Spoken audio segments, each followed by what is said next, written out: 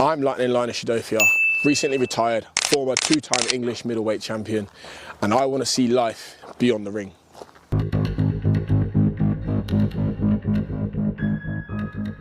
Give you any You want a white or yellow? advantage? Or white or yellow? I'll go yellow. Go on. Yeah. Oh. Oh, sweet. Oh, mate. Yo, don't act like Tom Hanks. I'm raw good with the brummies, and I'm our kid to the max. You know I want pounds, not francs. Had so much style, should've called man thanks. The belly shot rich man like planks. The jab take man through ranks. Don't get hooked off the like Zanks. Look, show me how the money gets printed. I'm trying to get Craytons minted. Sure, I'm in the back of the rise is tinted, keeping my social distance. 4.5, get past no Kipling. Culture, I hit man's chest, no tickling. Tucks on the table come different. I'm Max Wilding, coming like Tristan. Yo, he's packing the ammo like Christian. Don't get wet like yo. Back of the block fence, locking it off. They're getting upset like yo. Who's that? Move that, don't get me too mad. Cinnamon Frank said nobody's too bad. I was outside in a do-rag.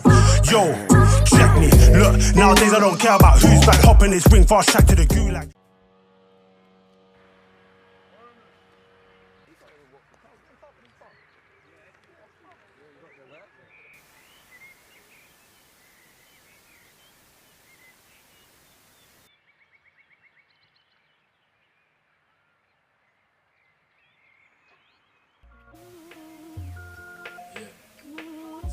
What do you reckon your toughest opponent? Probably my fucking self. Aye, interesting. Really? Nah, not really. No, it's ones you don't expect, isn't it? Yeah. Hey, it's Lightning Liner Shadofia, and introducing our first guest, it's Mr. John Ryder. Thank you for having me on. So I started boxing like just when I was like 16, 17. Yeah. Well, how did you get into it? I started when I was 12, I think. My dad was a friend of Jim Oliver's at Finchley. Okay. And it's just, I'd end up watching like Spencer and all that on TV. Yeah. It was just a thing to like just go and give it a go. But I think from very early on I won't say hooked, but I did enjoy it. But I didn't end up fighting for another 3 years. At the time, Finchley was like a bang-on club. Do you know what I mean? Lots of, like, national. Yeah, no, we all as amateurs, you always knew Finchley, Repton, All Stars. You know what I mean? Mate, it was one of the top clubs, so I didn't get carded. It was such a long journey for me every day, like 3 times a week. So ended up going to the Angel, got carded straight away, and then had my fight a few months later. Oh, fair. And that was it, just ever since. It, yeah, hooked. Yeah. No, I get you. Boxers had me. Yeah, I get you. That's a 9, I think. Isn't it that? Oh, they're both nice. Yeah. Yeah.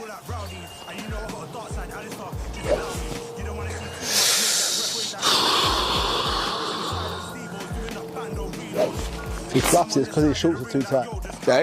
If you fluff it, it's because your shorts are too tight. You reckon? Yeah.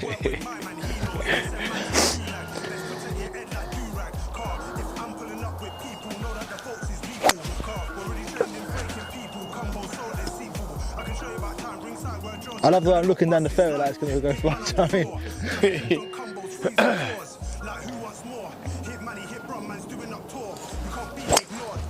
Oh, not bad at all though. Yeah, so John, I had about 23 fights before I retired, and 21 wins, 2 losses. I think my toughest opponent, hands down, will be Tyler Denny. Just a bit of a dog, absolute dog. Every time I hit him, I thought I'd finished him, and he just kept coming back, kept sticking on me, chin checked me, all sorts. Like the only person I thought I had a really hard night's work against. Yeah, I mean, good. Like, look what he went on to do as well. You know what I mean? Like, European champion and whatnot. He beat my boy. He beat Brad as well. He beat a lot of people. Yeah, beat Felix. Beat some good names, didn't he? Do you know what I mean? Really, you know what I mean? That win really. Every time he won, it really boosted. Really boosted that record. That win on him that I got. I reckon I know who your toughest was in my eyes. Yeah. I think it was Callum Smith. I think that was just coming up to how hard he is, how hard he was. And how tall he is, how much of a problem he actually looked like. Yeah. Who do you think your toughest opponent was? I see where you're coming from, but I don't feel it was. I feel like it was quite straightforward. I knew my job, and I'd boxed so many big people, like, bigger than me in the pros, that it was like I knew my job and I knew what I had to do against someone big. The one that I really struggled with was during lockdown in Miami. It was Mike Guy. Mike Guy? Mike Guy, yeah. Okay.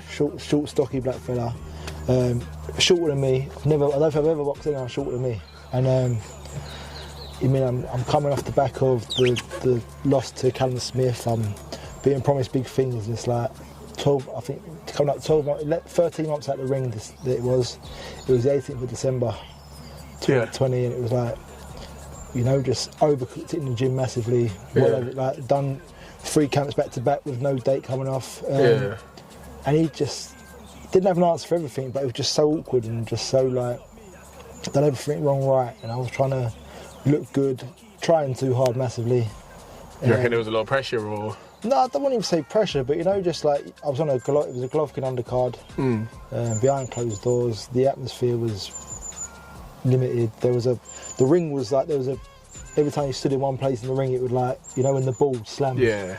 That was putting me off. It was like really that shouldn't even be fed to me. Do you know what I mean? But he was just he was a decent opponent, but he dogged it out and he was rough and ready and just wanted to make a hard fight. He didn't want to dance to my tune, and it just made it a really hard night's work for me. The boxing behind closed doors was a weird situation. I boxed on a Boatsy Kalic undercard. I think one of the first fights that was on there, and I thought that was a bit strange. The whole quarantining, and everyone was self-isolating and all this stuff, and still trying to make weight and do it. It was a bit strange. And then obviously when you go out, there's no crowds, there's no nothing. It was a bit weird. It felt like almost like glorified sparring. Yeah, no, it was a weird, a really weird time for boxing. And I think there's fighters that probably perform better under it. But for myself, I wasn't someone that played up to a crowd, but I like to see a few people there. And that was minimal. Do you know what I mean? Especially being in Miami at the time as well. It was like away from home,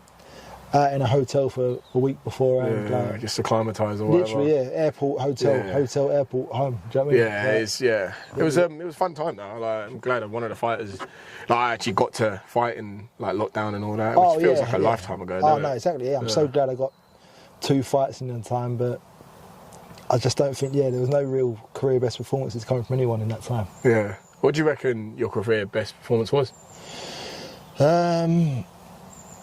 You've got to look at like the likes of the Jaime Cox, the Bilal Akways, the Andre Sorokin. I was behind. I was at that Jaime Cox and Sorokin. Yeah. Funny enough, yeah. No, they're both good fights, man. Yeah, really both good fights. Wins. And all on the ladder to get me to that world title shot. Yeah. No, you've been at it for a while, to be fair. Too long.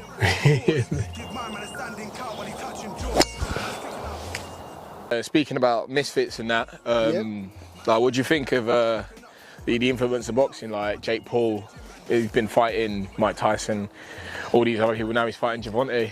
Mate, like initially with the likes of like Mike Tyson, you think, it's not right. But I look at what he's done for women's boxing aside, like especially MVP and all that. MVP, they're smashing it. Do you know what I mean? And even you gotta rate it, because even bringing Netflix in as a platform as well for everyone else to watch from, No, exactly. It's massive, isn't it? Like, and would Netflix be involved in it if Jake Paul weren't? Would they just go with it because of like the Saudi influence? I don't know, but I think it is very good for boxing. And it's just a shame it's come around when we've retired.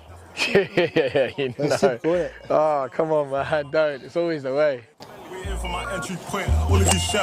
Oh shit. What we're saying about Jake Paul and what he's done for boxing, like female boxing as well. We got all what he's done, the all-female card that he did not long ago. Like, obviously you got to rate that as well. Oh, definitely, yeah. I mean, because like Taylor Serrano 3 was massive. Like the first 2 fights were good.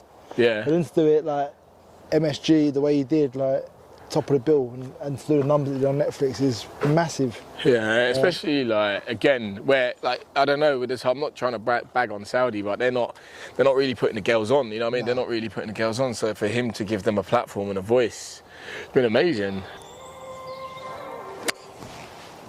Yeah, she's not part of MVP, but Tycee Gallagher with GBM. Yeah. She fought last night, clean, really gaining momentum as well. So. No, it's good, and like this, and like I'm sure at some point you just got to keep buying your way, and like she'll get an opportunity to build like, the MVP card, and there's big fights out there for her. Yeah.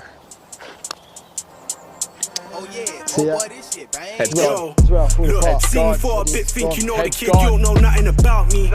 No siding, no siding. Nice. Do you think, obviously, you're in Camp Ben anyway.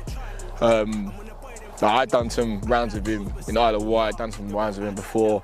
And, you know, he come out the first fight, we all know he's going to, do you know what I mean? It looks like he's sitting in the weight well. We hurt Eubank a few times, a good 6-7 times. And, yeah, no, I thought it was all right, but I just think, again, I didn't expect Eubank to kind of try to fight him, you know? Yeah, no, listen, I think you saw it with George Groves when he beat Eubank as well. George Groves emptied the tank. Yeah.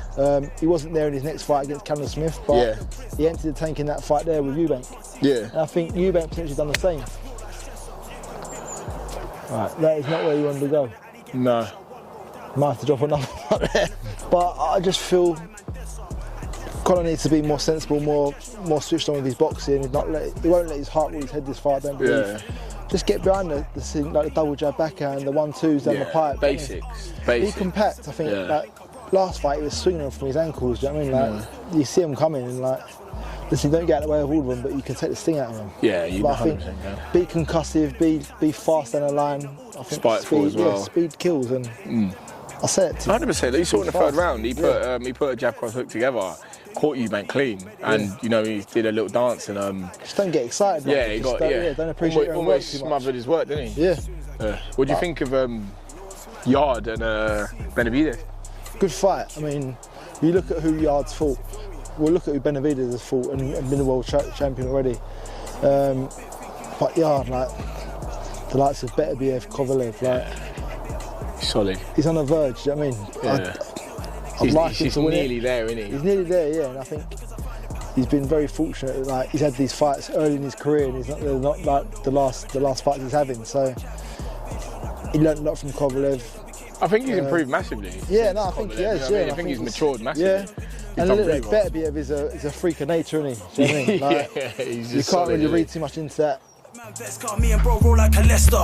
Ay, we just bought back nectar, can we just slow down the hectare? I made the money to stack up.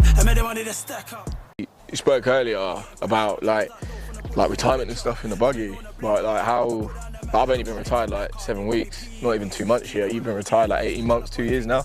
How have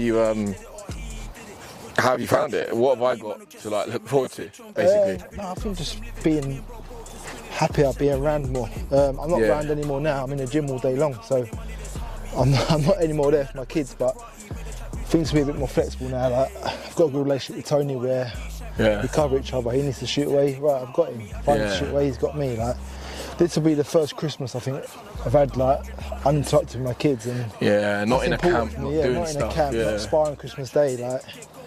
Yeah, because I think after I retired, I felt like after I just said, you know what, I'm calling it. Obviously, we've all got our own experiences with boxing, professional boxing. You know how the game can be. You know it can be cruel sometimes. Like after I retired, and I feel like sometimes I feel bad saying it, but like I feel after I retired, I felt so much better. Yeah. I felt like a weight. Yeah, it's a weight lifted. Come off. Yeah. I felt so much better. I felt like I'd lifted a weight off my shoulders. But you know, and to say I don't miss it, like I feel bad. I feel bad for not saying it. It's something I've done for like 15 years, and to just leave it like that, you just leave it. Don't get me wrong, I left it on a loss. I left it still as a champion. Yeah. But I don't know. It's just I don't know. I think what I'm trying to say is like, you know, when you left it, how was the first couple of months? How was the first like 6 months for you? You know what? The decision for me was easy. I'd been away. I was sparring Christmas Day that year. I just moved into a house, sparring Christmas Day. Yeah. Then fighting Mungia in Phoenix. It was like my January was spent abroad. Good shot. Yeah. My January was spent like in camp, and it was like I just moved to this beautiful house, tried to like achieve my dream, and wanted to spend time with my kids. And it's like I'm being dragged into sparring Christmas Day, and like rightly so. It's got to be done. Like, we know what we're in it for. But it just didn't sit well with me, like in my head. Got to fight week and I was missing home. I did. Was that for Mungia? Sorry. Mungia, yeah. Just like I was missing my missus, missing my kids. Like just wanted to be with them. So when the fight came about and I'd lost the fight. It was such an easy decision to make. With me and Tony was in the lift, and I think just looked at each other and was like, that will do us now. And Yeah, that was it. So done it, that done was enough. so easy, yeah. That was so Yeah. easy to make, and like I don't regret that one bit. But it's not easy. Like, yeah, it's like It weren't easy at all. Like, it is a tough transition to get used to life. As like, I think you find like your friends miss it more than you do. Like your friends miss like the nights out. Like, yeah. oh, no more fights. Yeah, like, my I don't know football where to go. team are fuming with me, Yeah, mate. I They're bet, like, what are we gonna do? We're gonna get pissed off on now. What's going on? But yeah, no, I hear you. Like, when you know. Yeah. And you, like, whether it's looking at your team or looking at yourself, like, I remember I defended my title, I'd won the English title, defended it, and I was waiting around, kind of waiting for some offers, or thought I was getting an offer for Conway. What's his name? I got his face in my head, he trains in your gym. Julian Sainz. No, the other one. Liddard. Yeah, Liddard. Yeah. He got the fight, he got the British title that's fight it, that I yeah. was waiting for, and things like that, and I was waiting for more, an offer, and I just weren't getting anything. And then I got mandated PA Gordon. Yeah. And I just knew, as soon as my management sent it all over and they sent the graphic and they went, yeah, it's all done, mate, yeah, you got to fight your mandatory. I just knew. Literally, I looked at it, and normally I get excited, and I just looked and I just went, whatever, innit? It's not and what getting out of bed for, yeah, on it, literally, not. No, it's not. I know it's not that, but it's like. It's not. I mean, no disrespect, but it's just. I went to the gym that day, done a bit, posted it, started selling tickets. I'd done like $4 grand worth of tickets in a week, and got home, sorted out, started doing my meal prep, went for a run, and literally after that run, I was just like, got back and I went, look, I'm going to go for a walk, and then spoke to my family, called my coach. And that was it. I just said, look, I'm done with it. I'm done. I'm done. I don't think. And my coach was like, look, just sleep on it. Woke up the next day, I felt best I've ever felt. Yeah, yeah. Do you know what I mean? I woke up, I felt so much better after I'd done it. And I just went, I just knew I'm done. I'm done. No, it's good. And I think like the fact that you've called it yourself is good. Like you've not been beat. So, but I do think that's where you might be drawn back in at some point, like because you're not going out on defeat. It's like just one more. Yeah. Do you know what I mean? Nah, not for me, man. The sound of doing another camp is no. No, I get it. Absolutely not. All over, If a nigga need that help, I'll lend it. You don't wanna ask too much, I took that path, I done too much. Yeah. What's retired 18 months now, and I've seen you training Shona. I can never remember her name. Really light one. Maisie Rose. Yeah, I remember seeing you training her. Is that what's after boxing now? That's me. I mean, currently that serves me well. It's fulfilling me. Keeping you sane. You're still in the gym. Keeping me sane. Yes, in the gym. Still around the people I know and get the laugh over there being in the gym. So I'm happy with that. Yeah. But yeah, as long as it serves me well, I'll keep it up. Yeah. Oh, good. It fulfills me, but like I say, and it's not not always new. forever, do you know what I mean? Yeah, and it's not new, is it? It's these fighters you knew them from before anyway. You're still in the same gym. Old friends, do you know what I mean? That's the hard bit though, is like getting them now to like respect me as a coach. Yeah, yeah. Not so easy. Yeah, no, I get that.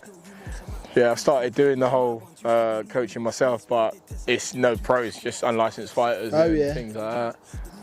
But it's nothing crazy. Bastard. But it's nice to get to, pass down some knowledge though.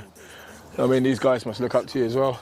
Yeah, no, I think for me it's important to be a good coach, but also be more than a coach. Like be that person who can share life experiences and like.